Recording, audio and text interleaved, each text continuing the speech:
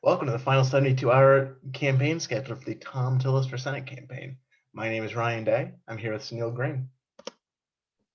So in order to understand the decisions we made in scheduling this campaign for the final 72 hours, it's important to understand a bit about the state of North Carolina and the particular Senate race that we have.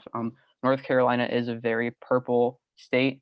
Trump won it by just over 3 points, and the current polling that we have for the Senate race has it within the margin of error, but has Cal Cunningham up just a little bit. This is a very religious state. About 73% of the people in 2014 believes in God, and there hasn't been too much immigration into the state recently to offset that by a lot. It's predominantly Christian. And this Senate race is also defined by scandal.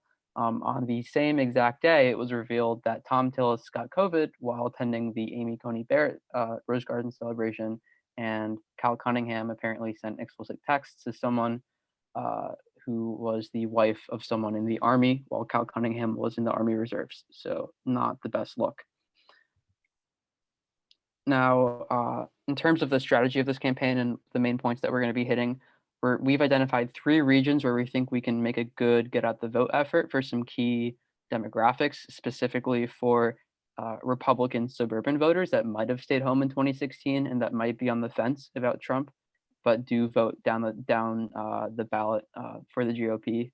And those 3 regions would be the southeast portion of North Carolina, the suburbs of Raleigh, and the suburbs of Charlotte. The main issues we're going to be focusing on are opening up the economy, especially for those suburban voters that need jobs, religious liberty. North Carolina is a religious state, supporting the police, especially in the suburbs, and also fighting specifically for North Carolina. So for the official start, the 72 hours before polls close, we're starting on 7:30 on Halloween night. We're going to spend the evening phone banking in order to make sure that we reach some of the rural voters. We're a little bit further off the campaign trail, but are more accessible via phone banking. And that's going to be our big way that we try and target these rural voters who are likely to be reliable GOP voters.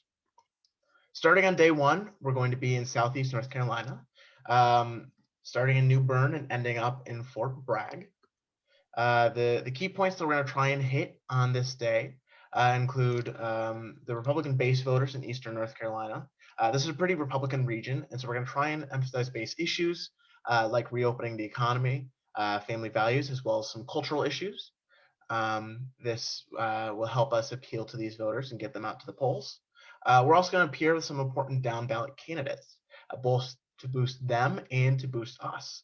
We're going to appear with some vulnerable Republican state House district candidates in order to try and make sure that Republicans retain their hold on the North Carolina State House.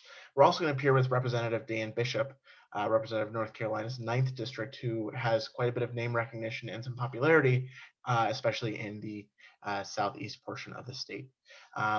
Because we're visiting 2 military bases on this swing through Southeast North Carolina, we're going to be emphasizing national security issues.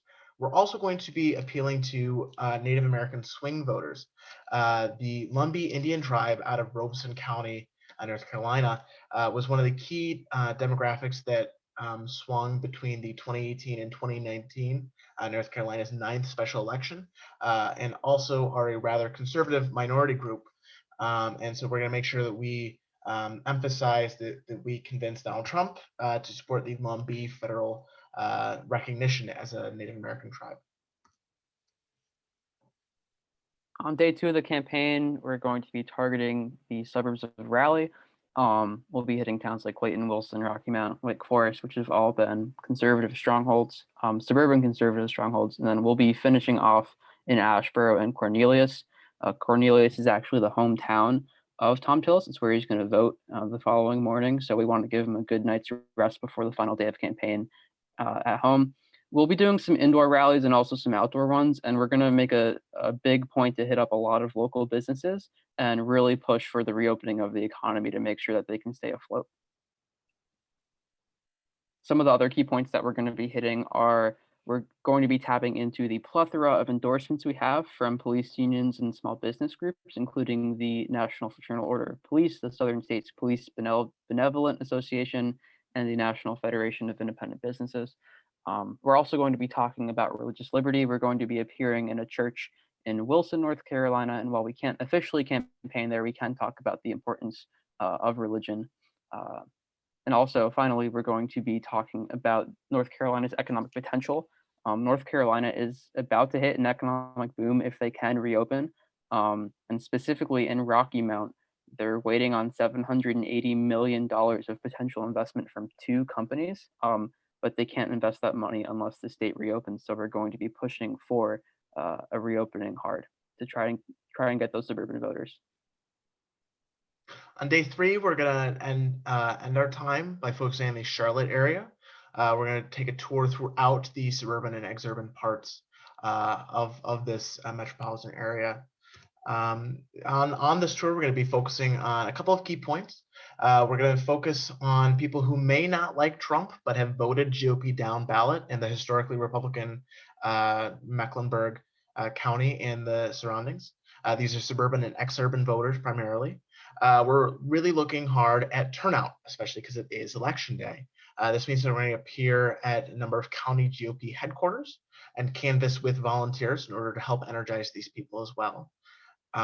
We're going to be making a number of media appearances, specifically on the Vince Coakley show, a notable conservative radio show host in the Charlotte area. We're also going to emphasize the family values, as that's a big part of our campaign plank. These suburban and exurban voters in Gaston, Union, and suburban Mecklenburg County are people who we believe will respond well to these issues. So this means we're going to be appearing with former Charlotte governor and former Charlotte mayor and former North Carolina governor Pat McCrory, who is known for his pro-family values beliefs.